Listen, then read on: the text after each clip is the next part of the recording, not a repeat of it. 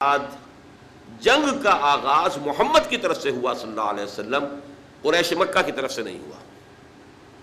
اور یہ وہ بات تھی کہ جو اس دور میں جب کہ ہمارے اوپر یہ تنقید ہوتی تھی کہ اسلام تو تلوار سے پھیلا ہے اور یہ تو بوئے خون آتی ہے اس قوم کے افسانوں سے، یہ تو خونی لوگ ہیں، جنونی لوگ ہیں، یہ تو آپ دلیل سے بات نہیں کرتے، طاقت سے بات کرتے۔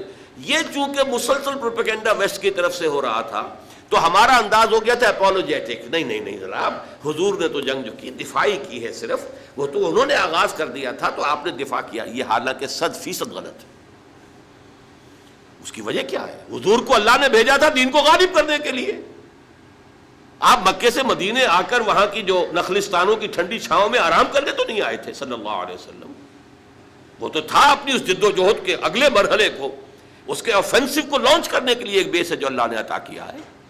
آپ تو زیادہ سے زیادہ وہ 6 مہینے ویٹ کر سکتے تھے تاکہ وہاں اپنی پوزیشن کو مستحکم کر لیں، اس سے زیادہ جو ہے آپ کے لیے ممکن ہی نہیں تھا، لہذا آپ نے آغاز کیا، سلسلہ آپ کی جانب سے شروع ہوا ہے۔ 8 مہمیں بدر سے پہلے ہیں جن میں 4 میں حضور خود بھی شریک ہوئے، لہذا وہ غزوات کہلائیں گے، اور 4 وہ تھے جن میں حضور نہیں گئے تو وہ سرایا کہلاتے ہیں۔ اب اس کی تفصیل میں نہیں جا سکتا اس وقت، لیکن ان مہموں کا مقصد کیا تھا؟ ایک لفظ پہلے استعمال کر چکا ہوں، قریش کو چیلنج کرنا۔ اب 2 لفظ اور سمجھ لیجئے، اکنامک بلاکیڈ آف مکہ، کیونکہ ان کا سارا جو معاملہ تھا معاش کا، وہ جو تجارتی قافلے جاتے تھے، شمال کی طرف قافلہ جاتا تھا، شام کی طرف وہ بدر سے ہو کر گزرتا تھا۔ بدر ظاہر بات ہے مکے سے 80 میل کے فاصلے پر ہے اور مدینے سے اور مکے سے 200 میل کے فاصلے پر ہے، لہذا یہ زد میں تھا مسلمانوں کی۔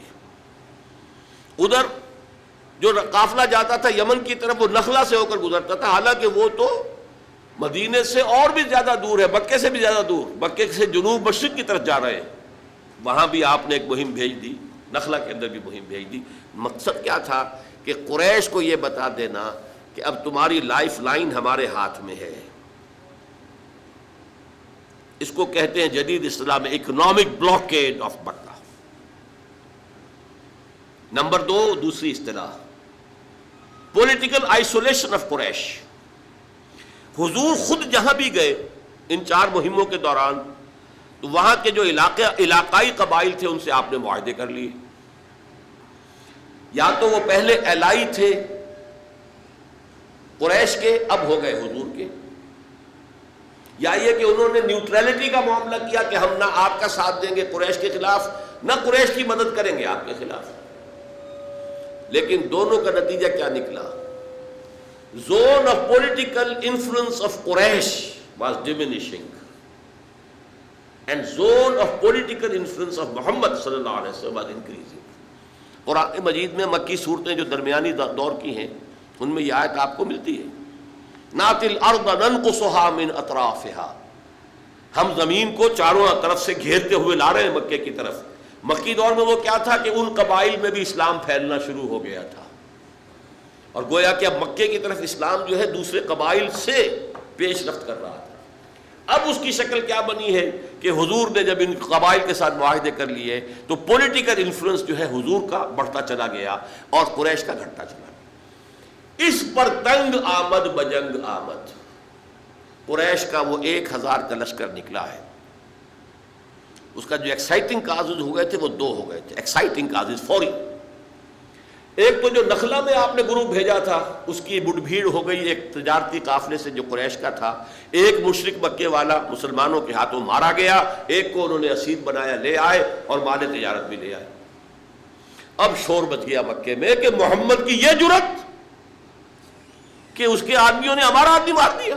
یہ پہلا قتل ہے جو ہجرت کے بعد ہوا ہے، کفار کی طرف سے ہجرت کے بعد سے لے کے تاحال کوئی قتل نہیں ہوا۔ پہلا قتل ہوا ہے مسلمانوں کے ہاتھوں ایک مشرک کا۔ ثانیاً جب حضور نے پیچھا کیا تھا قریش کے قافلے کا جو ابو سفیان لے کر جا رہا تھا، یا جا رہے تھے کہنا چاہیے چونکہ بعد میں ایمان لے آئے، صحابی ہیں، اس وقت تک وہ کافر تھے، مشرک تھے، تو حضور نے پیچھا کیا تھا لیکن وہ نکل گئے تھے جلدی سے۔ اب وہ واپس آ رہا تھا قافلے کو لے کر، اسے اندیشہ ہوا اب قافلہ جو ہے وہ تو لدا پھندا ہے، 1000 اونٹ ان کے اوپر مال تجارت لدا ہوا، سمجھیے کروڑوں کا سامان ہے۔ اس نے ایس او ایس کال بھیج دی، 2 کام کیا۔ ابو سفیان نہایت اسٹیٹس مین، نہایت مدبر انسان تھے۔ ایک طرف قریش کو کال بھیج دی، ایس او ایس کال، کہ مجھے خطرہ ہے محمد سے اور ان کے آدمیوں سے کہ وہ حملہ کریں گے اور ہمیں لوٹ لیں گے، لہذا مدد بھیجو۔ دوسری طرف راستہ بدل دیا خود، بجائے بدر سے ہو کر گزرنے کے نیچے اسفل منکم جو آیا ہے سورہ انفال میں، وہ نیچے یعنی ساحل کے ساتھ ساتھ ہو کر گزر گئے۔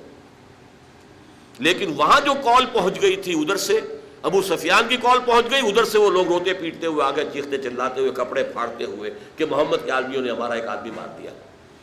اس کے نتیجے میں قریش کے جو ہاکس تھے ان کا پلڑا بھاری ہو گیا ڈوز پر۔ یہ 2 اصطلاحات بھی جدید ہیں، ہر قوم میں اس طرح کے لوگ ہوتے ہیں۔ ہمارے ہاں بھی آج یہ صورت موجود ہے، کچھ لوگوں کی رائے یہ ہے کہ ہرچے بعد لڑ جاؤ بھارت کے ساتھ، وہ ہاکس ہیں اس وقت۔ نتائج کیا ہو سکتے ہیں اس کے بارے میں زیادہ سوچنے کی وہ تکلیف گوارا نہیں کرتے۔ جوش ہے، خروش ہے، ولولہ ہے۔ کچھ لوگ وہ ہیں کہ جو نہیں کہہ رہے کہ بھائی سوچو، اس کے نتائج بہت خطرناک ہو سکتے ہیں، آل آؤٹ وار بھارت اور پاکستان کی کیا نتائج ہوں گے، اور اگر خدا نہ خواستہ، لیکن یہ کہ خدا نہ خواستہ تو میں کہہ رہا ہوں، لوگوں کا تو کہنا یہ کہ خواستہ ہی خواستہ ہوگا لازماً یہ کہ وہ ایٹمک وار بن جائے گی، نہ خواستہ کا کیا سوال، وہ تو لازماً بنے گی ایٹمک وار، اور اس کے جو نتائج ہوں گے جتنے ہولناک ہوں گے، اور جس کا سب سے بڑا نتیجہ یہ نکلے گا کہ پھر عالمی قوتیں ہمارے اوپر آ کر حملہ کریں گی اور ہماری ایٹمی صلاحیت کو ہمیشہ کے لیے ختم کر دیں گی، جیسے صدام حسین کی صلاحیت کو انہوں نے ختم کیا، اگلا پچھلا کھایا پیا سارا اگلوا لیا، اور ابھی اس پر بس نہیں ہے۔ بہرحال کچھ لوگ ہوئے جو مشورہ دے رہے ہیں کہ ان چیزوں کو دیکھو، سوچو، تو یہ ڈوز کہلائیں گے، وہ ہاکس کہلائیں گے۔ قریش میں بھی دونوں طرح کے لوگ تھے، ہاکس میں ابو جہل تھا، عقبہ ابن ابی معیط تھا، اور بڑے بڑے لوگ تھے، وہ کہتے تھے چلو جی چل کر مدینے پہ حملہ کرو، ختم کرو محمد کو اور ان کے ساتھیوں کو۔ دوسری طرف کچھ وہاں ڈوز بھی تھے۔ عتبہ ابن ربیعہ ایک بزرگ شخصیت جو پہلا مقتول ہے بدر کے میدان میں، لیکن وہ بہت شریف النفس انسان تھا، عتبہ ابن ربیعہ۔ حکیم ابن حزام، وہ تو شاید اندر کھاتے ایمان بھی لا چکے ہوں، لیکن ظاہر نہیں کیا تھا انہوں نے، بہت شریف انسان۔ وہ کہتے تھے کہ بھائی نہیں، اب وہ بلا ہمارے سر سے ٹل گئی ہے۔ عتبہ ابن ربیعہ کا قول آپ کو سنا رہا ہوں کہ دیکھو وہ بلا ہمارے سر سے ٹل گئی، محمد ان کے ساتھ ہی چلے گئے، اب تم محمد کو عرب کے حوالے کر دو، عرب سے مراد بقیہ عرب، اس لیے کہ محمد تو چین سے بیٹھنے والے نہیں ہیں، انہوں نے اپنی دعوت پھیلانی ہے، تو جو رد عمل ہمارا ہے وہی ہوگا۔